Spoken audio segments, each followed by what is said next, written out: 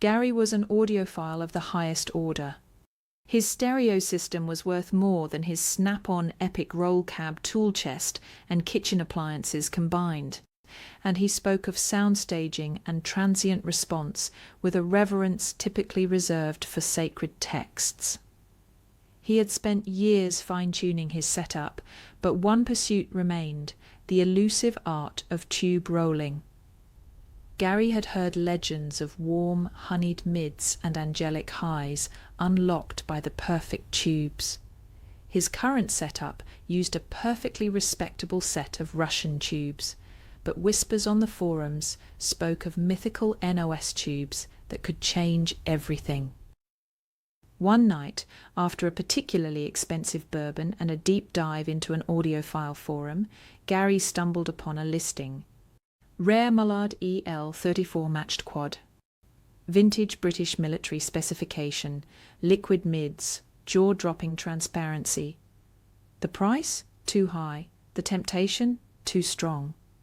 He clicked buy now. That night he lay in bed, visions of glowing tubes dancing in his mind.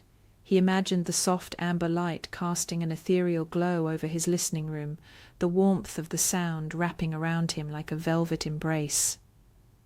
In his dreams, music no longer came from his speakers. It simply existed, as if he had been transported into the studio itself, standing beside Bill Evans as he played. Every note would be richer, every silence deeper. He would finally hear the music, not just listen to it. The thought filled him with an almost religious excitement. Days later, the package arrived. He unboxed the tubes like they were ancient relics. He donned a pair of pristine, anti-static gloves. He'd read somewhere that even the oils from human skin could degrade vacuum tubes over time. With the precision of a surgeon, he swapped out the old tubes, powered up the amp, and placed the needle on his favourite Bill Evans record. The first notes of Waltz for Debbie floated into the room. Warm, smooth, ethereal. He had done it. The perfect sound. He basked in sonic bliss, convinced he had reached audiophile nirvana.